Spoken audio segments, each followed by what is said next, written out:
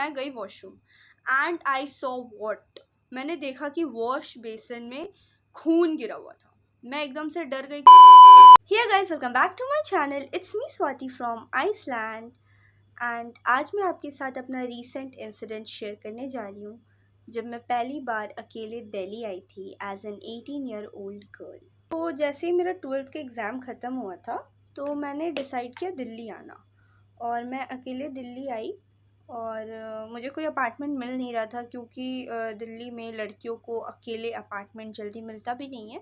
तो मैं अपने रिलेटिव्स के साथ स्टे कर रही थी, लाइक फॉर 2 वीक्स मैं अपने रिलेटिव्स के साथ ही थी एंड मैं अपार्टमेंट के सर्च में थी, ठीक है। तो जब मेरा ऑफिस स्टार्ट हुआ तो मैं कुछ लोगों से मिली एंड मेरे कुछ दोस्त भी बन गए यहाँ पे। तो मुझे ओ ये टूट गया। I broke my concealer. Story पे पॉज करते हैं। इस कंसीलर वापस आ चुका है। Let's start the story. तो मैं कहाँ पे थी?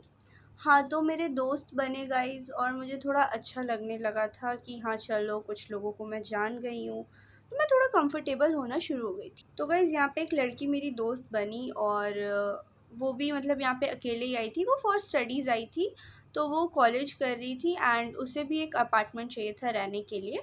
बट जैसा कि मैंने बताया कि लड़कियों को यहाँ पे अपार्टमेंट मिलना बहुत मुश्किल है, अकेली लड़की को, तो उसे भी कोई अपार्टमेंट नहीं मिल रहा था। तो फिर मैं लोगों को तो जान देने के लिए तैयार रहती हूँ ना, तो मैंने बोला बहन तू आ जा मेरे साथ रह ले। तो मैंने बोला ठीक है, तुझे नहीं मिल रहा है तो मेरे साथ रह ले, वैसे भी मैं अकेले रह रही हूँ एंड मैंने 1 BHK का लिया हुआ था। तो मैंने बोला ठीक है आ जा तू। तो ये शी सेड ओके ओके ठीक है मैं आ जाती हूँ, मैं कल ही तेरे घर आ जाती हूँ। मैं बोली ठीक है भाई आ जा, वैसे भी मैं अकेले हूँ, मेरा हेल्प ही हो जाएगा, और बोर होने से अच्छा है कि चलो ठीक है दोस्त है। तो वो नेक्स्ट डे ही मेरे घर आ गई और मेरे साथ रहने लगी। तो 2-3 दिन तक तो सब नॉर्मल चल रहा था गाइस, ठीक है। हम दोनों एकदम हैप्पी हैप्पी घूमना वूमना, वो अपने कॉलेज से आती है, मैं अपने ऑफिस से आती हूँ, हम इंजॉय करते हैं, शाम को चले जाते हैं गेड़ी मारने। तो मैं बहुत खुश थी कि ओ चलो बोर होने से अच्छा कि चलो ये मेरे साथ रह रही है, ठीक है। अब मुझे क्या पता था कि ये बैंचोद ऐसा कर देगी, बट अभी मैं ट्विस्ट नहीं बताऊंगी, पहले मैं बताती हूँ कितना अच्छा चल रहा था हमारा ज़िंदगी। तो हम ऐसे साथ में खाना वाना बनाना सब करते थे। ऐसे तो सब नॉर्मल था गाइज़, मुझे भी वो सही लगी। पर मैंने नोटिस किया कि मतलब उसका सुबह सुबह भाई 5 बजे उठ के उसे कॉलेज के लिए रेडी होके जाना होता था, बट वो बहुत लेट सोया करती थी। मतलब उसका नींद 2-3 घंटे का होता होगा, ठीक है। और ऐसा नहीं है कि वो पढ़ रही होती थी तो वो लेट सो रही है, नहीं, वो ऐसे स्क्रॉल करती थी। तो मैंने सोचा इट्स नॉर्मल भाई, टीनेज लाइफ में तो होता है, ठीक है, टीनेजर्स तो वीडियोस मतलब रात को हाँ लेट सोते हैं ना। तो मैं सो जाती थी, वो बंदी अपना मस्त जग के पता नहीं क्या कर रही है।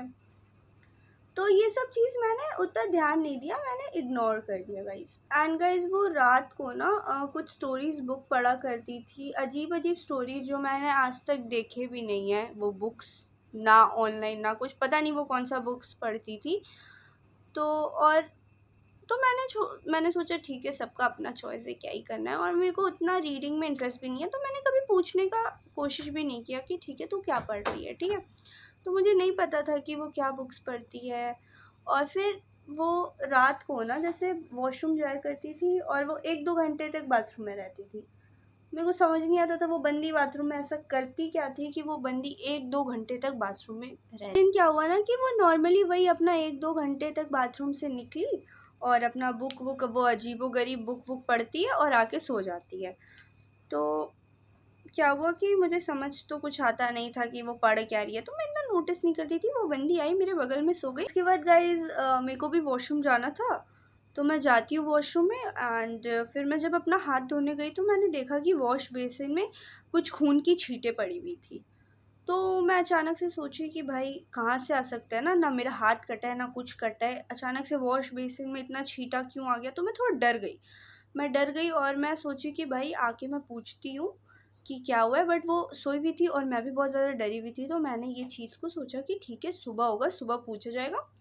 फिर मैं सो गई। सुबह मैं उठी तो मेरे को लगा कि भाई उसका हाथ वाथ कुछ कट गया होगा इसलिए खून वून पड़ा होगा, पर ऐसा कुछ हुआ ही नहीं था। मैंने सुबह देखा उसका हाथ पैर सब सही सलामत है।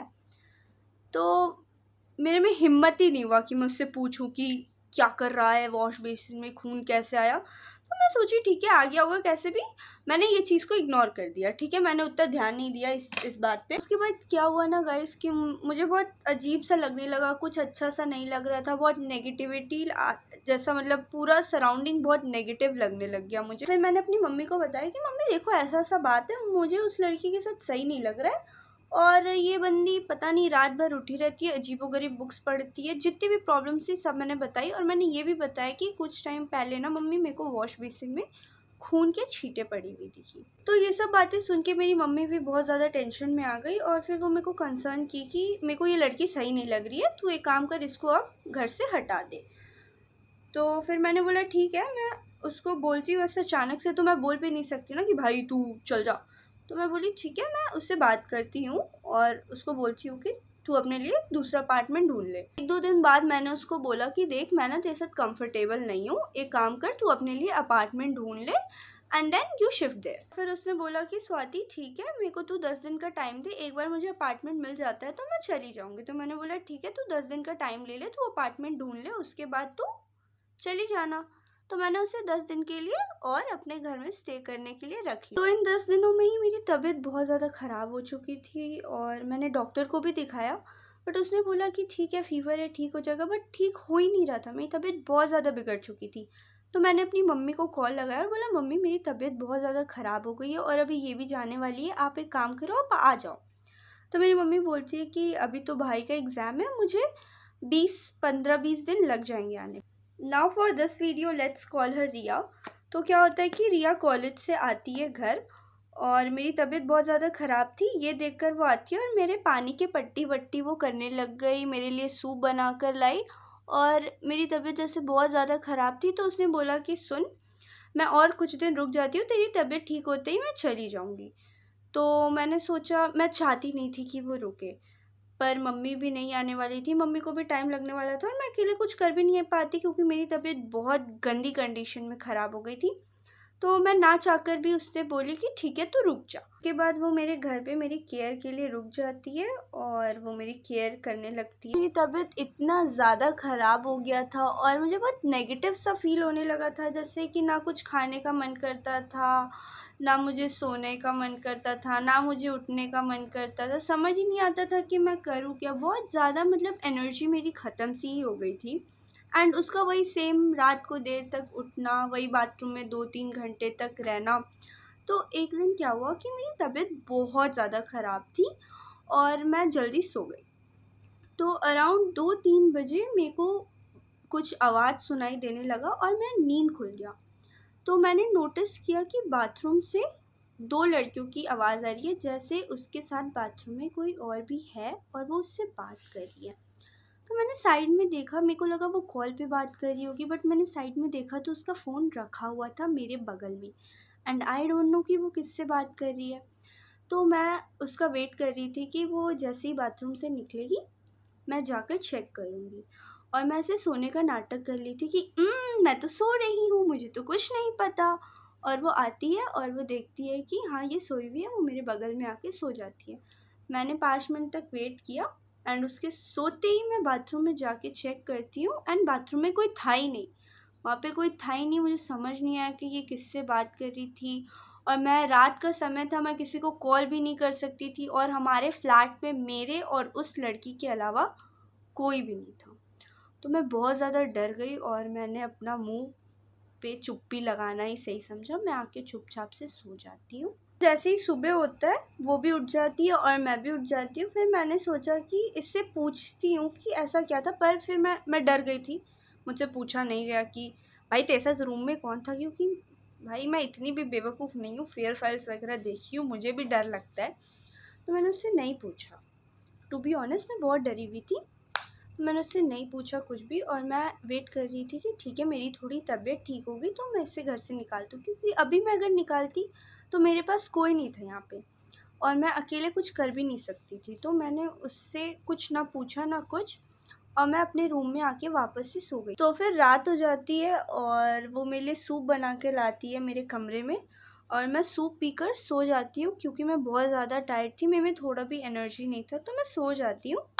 अराउंड 1:30-2 बजे मेरी नींद खुलती है, और मुझे ना किचन से कुछ आवाज़ आ रहा था, तो मुझे लगा कि वो कुछ बना रही है, तो मुझे लगा मैगी वैगी बना रही होगी, और तबीयत मेरी ख़राब थी तो मुझे कुछ चटपटा सा खाने का मन भी कर रहा था। तो मैं किचन में जाती हूँ एंड मैं देखती हूँ कि वो ना प्लेट में रॉ मीट रखा हुआ था एंड वो उसे खा रही थी। तो ये चीज़ देख के मैं बहुत ही ज़्यादा शॉक हो गई कि भाई मैं एक वेजिटेरियन हूँ और मेरे घर पे मैंने उसे स्ट्रिक्टली मना किया था कि भाई तुझे नॉनवेज खाना है, तू बाहर खाया कर, मेरे घर पे नहीं आना चाहिए। एंड मैंने देखा कि वो एकदम से कच्चा मीट खा रही है, मुझे देख के बहुत गंदा लगा और मैं अपने कमरे में आके वापस से सो गई। तो जैसे ही सुबह होता है मैं उससे पूछती हूँ कि कल रात को तो कुछ किचन में बना रही थी क्या? तो वो मुझे बोलती है नहीं, मैं तो कुछ नहीं बना रही थी, मुझे ना रात को भूख लगी थी तो मैं ऐसे किचन में ना कुछ खाने गई थी। तो मैंने बोला अच्छा ठीक है, पर मैं भाई आँख की अंधी नहीं हूँ, मुझे दिखा कि उसने रॉ मीट खा रही थी वो किचन में, और क्यों वो मीट मेरे घर पे था मुझे नहीं पता। अपने कमरे में आ जाती हूँ और मैंने अपनी मॉम को कॉल किया कि मम्मी देखो ऐसा ऐसा बात है कि कल रात को ऐसा ऐसा हुआ और मेरी तबीयत भी ठीक नहीं हो रही। तो मम्मी बोली अच्छा ठीक है, तू रुक, मैं 2 दिन में फ़्लाइट करके आती हूँ। शाम हो जाती है और शाम को वो अपने कॉलेज से आती है। तो भाई मैंने उससे तुरंत बोला कि सुन देख, ऐसा है कि अब तू कल जो अपार्टमेंट अपना देखी थी तो अपने अपार्टमेंट में शिफ्ट हो जा, मेरी तबीयत ठीक लग रही है एंड नाउ यू गो, मतलब अब तू चली जा, एंड अब मेरी मम्मी भी आने वाली है। तो मैं ऐसा बोलती हूँ और फिर वो अपना सामान वामान पैक करती है और फिर वो निकल जाती है। इस 2 दिन बाद मेरी मम्मी भी आ जाती है और वो लड़की भी चली जाती है। बट उसके बाद भी ना मुझे घर में बहुत नेगेटिविटी फ़ील होने लग गई थी, तो मैंने वो अपार्टमेंट ही छोड़ दिया, क्योंकि मतलब बाहर बहुत खुश रहती थी और घर में आते ही बहुत उदास सा मतलब सराउंडिंग हो गया था, बहुत लेज़ी हो गई थी मैं उस घर में मुझे बहुत घुटन सा लगने लगा था, पता नहीं वो कुछ करके गई थी या उस घर में कुछ था, आई डोंट नो। एंड अभी भी मैं शिवर कर रही हूँ वो चीज़ याद करके, मुझे गूज़ बम्स आ रहे हैं। तो मुझे नहीं पता कि क्या हुआ था उस घर में, क्या था क्या नहीं था। तो बस यही था मेरा पहला एक्सपीरियंस दिल्ली में, और मैं आप सबको यही सजेस्ट करना चाहूँगी, चाहे वो लड़का है या लड़की है, अगर आप अकेले दूसरे शहर में आते हो फॉर स्टडीज़ और फॉर वर्क, आप प्लीज़ किसी पे भी इजीली ट्रस्ट ना करें, please focus on yourself and किसी पे भी ट्रस्ट ना करो इजीली जब तक आप उसे अच्छे से जान ना जाओ, क्योंकि बाहर लोग दिखाते कुछ और है और होते कुछ और है। तो आई होप आपको मज़ा आया होगा ये स्टोरी टाइम में, एंड मुझे भी अब बाहर जाना है, तो please do like share comment and subscribe to my channel. Bye.